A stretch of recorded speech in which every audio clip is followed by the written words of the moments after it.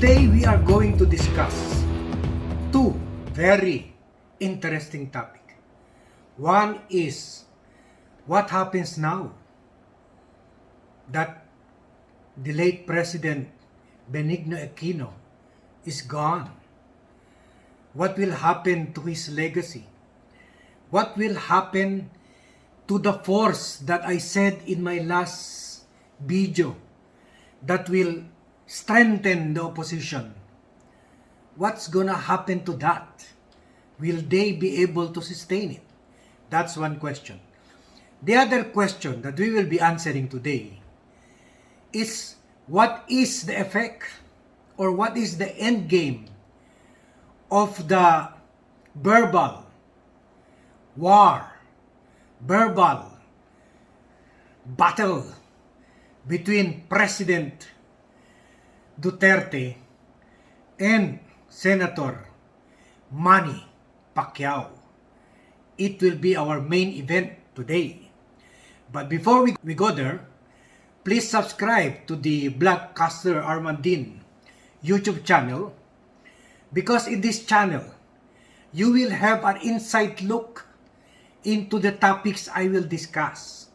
Because if you scroll up to the last portion, I placed a video there that will identify me as an inside man, inside Malacanang, in different administrations.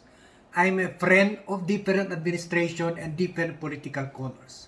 That is why, if you must remember, it is in this video where you first heard about the fact that the death of President Benigno Aquino will have a big impact on the opposition party or the opposition coalition, and it will also have a big impact on the 2022 election.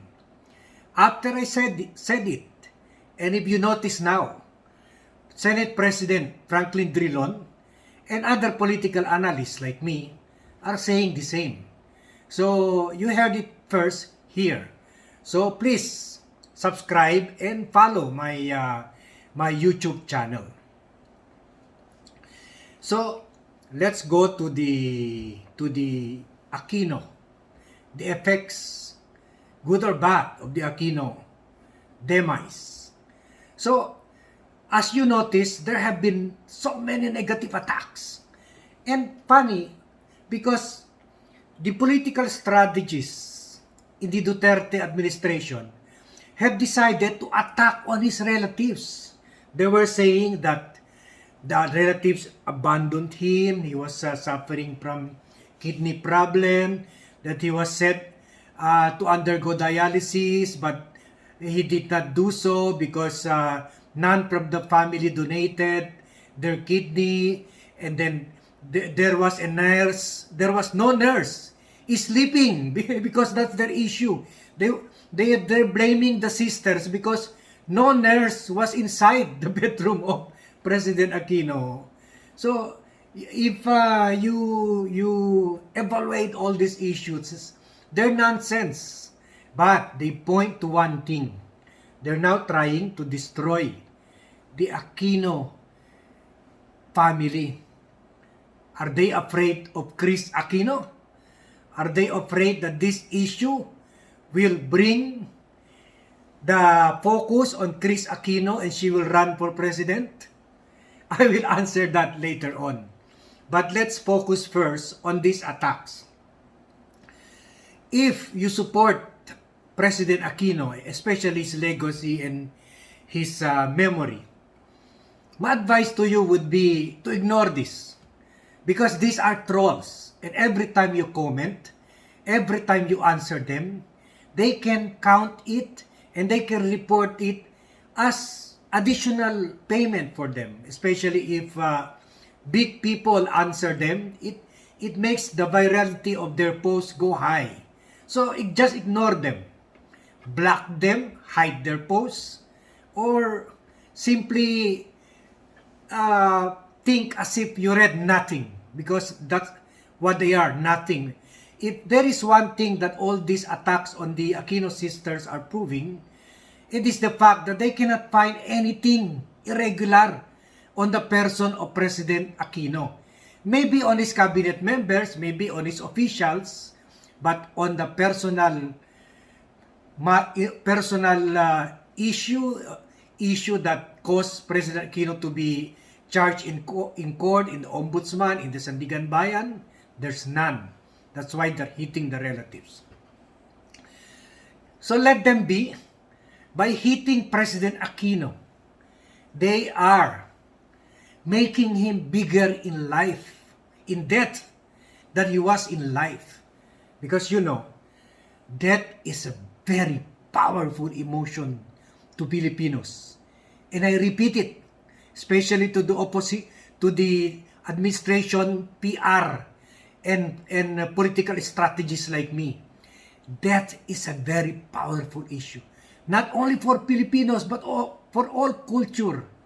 Everywhere, you can see that from Evita Peron to Napoleon Bonaparte to everywhere. People worship and are forgiving the dead. Even if they hate him, but if the attack against him is so big, it will make him look good. And this happened to his father, Noynoy Aquino. The more they attack him, the bigger he became. And thus, it led to the election of President Aquino as president. Or revolution, for that matter. And then, there again was Cory. And again, it led to the installation or election of President Noynoy to the presidency. So, ignore them. That's one. Two, the Kris Aquino issue. You know, one of their attack is to say that Kris Aquino will run for president. Why do they say this? Why do they hit this issue? They know Kris Aquino is very unpopular now, especially with her past showbiz life. Everyone knows that. So by putting Aquino in the forefront, they are likewise destroying, somehow diminishing the legacy of her brother, President Aquino. So I hope the opposition will not take that bait. It's a bait. So don't take that. And I'll explain why later on. So they should stick to the plan of getting a winnable candidate. Winnability is the name of the game right now. And build a strong coalition of like-minded individuals or those who oppose the Duterte government. Build on that. There are again, even from the LP, movements now to put back, or install back, Vice President Leni Robredo. I am a believer of President Leni Robredo because you cannot see any graft issue that you can attach to her name. But again, this will again repeat the 2019 fiasco or debacle. And that is for them to be all thrown in the toilet bowl. So, remember, people, because of his death, people are beginning to take a different look at President Aquino. They are now missing the old government that is decent, that is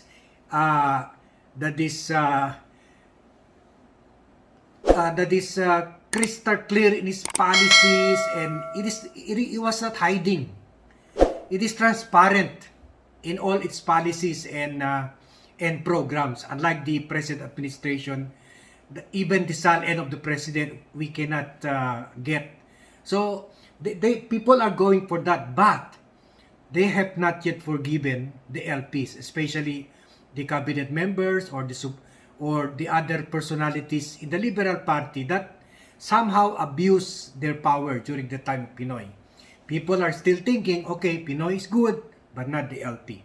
So again, don't fall for that. At the very least, and also don't be overconfident. What the death of Aquino will do is only to change the minds and the mindset of the millennials who grew up in a time where there was heavy attack on social media on President Aquino and his legacy from the Marcoses and from the Dutertes.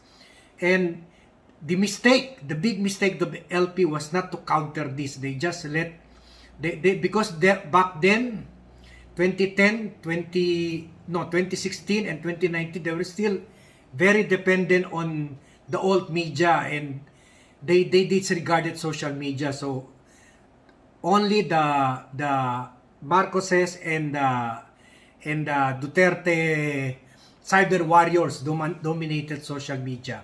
So it is only now that they're able to somehow balance the equation. But mind conversion does not equally result in vote conversion. So the issue really is how to keep the messaging going until May of 2022. Remember, issues, even debt issues, has a shelf life. Ordinary news, 1 week of shelf life or 3 days.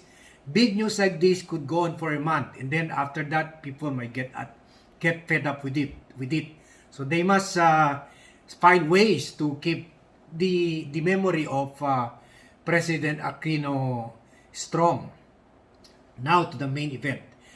What are the effects of the Pacquiao attacks on Duterte? And in relation to the 2022 election, the effect is big. If you must remember, Pacquiao is an icon. Even before Duterte became president, Pacquiao is a world personality. There are people who worship and idolize him. And you must remember, in 2015, he garnered 16 million votes. The same votes that President Duterte garnered. And he was yet against 11 formidable and very strong senatorial candidates. So 16 million is big. And also, his net worth, boxing aficionados put his net worth at $370 million. That's about 18 billion. Correct me if I'm wrong, but somehow that's how I computed it. So, 18 billion. So, you can just imagine, per our estimate, we are political campaign communicators and political campaign advisors. We run campaigns of presidential candidates before. And I tell you, only about, with inflation, I think 5 to 20 billion can already make a president. Although there were rumors, and I don't know if these are true, but there are rumors that Manny Villar spent 50 billion, but I don't believe that. So maybe, so what I'm saying really is, if money runs, then there will also be campaign contributions. So that could also go to about 15, 20 billion. But the best thing is, he has his own money to spare. Even if he uses 18 billion, and with his personality as an icon, which Manny Villar doesn't enjoy during his time, then he might just clinch it. And the best thing is, he will, and this is a good news for the opposition, Manny, the attack he's making now, whether he runs or not, and especially when he runs, he will eat up not on the votes of the opposition, he will eat up on the votes of Sara Duterte.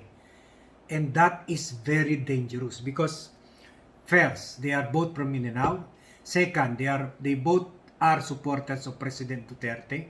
So, the 16 million that supported President Duterte could divide themselves. That could be 8 million to vote, or 10 million for Sara, or 8 million for Manny. Even if 14 million will go to Sara, it's still short of the votes she needs. And what if the opposition will get a very popular candidate?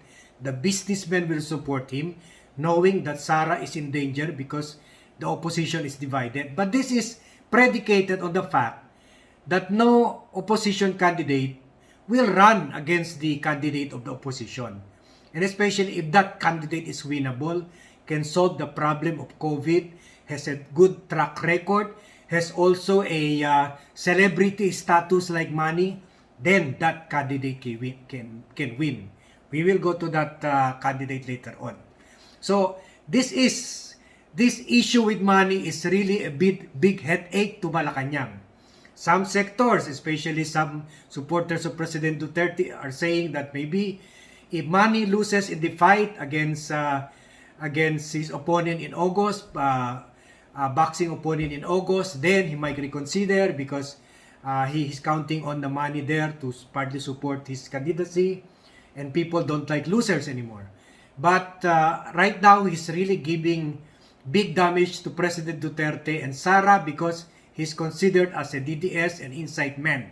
So people are presuming that he knows many things because he is a friend of President Duterte.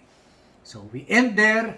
Again, please watch the link in the end of this video, because for those of you who are not yet members of this page and who are wondering, who is this blogcaster Armadine? On what authority is he speaking about? Is he like the other bloggers who just observe from outside and read the newspapers? Or does he have an inside look into what is happening in Malacanang and other agencies of government and the private sector? So please click that. And again, thank you for watching and see you in my next vlog. And thank you very much.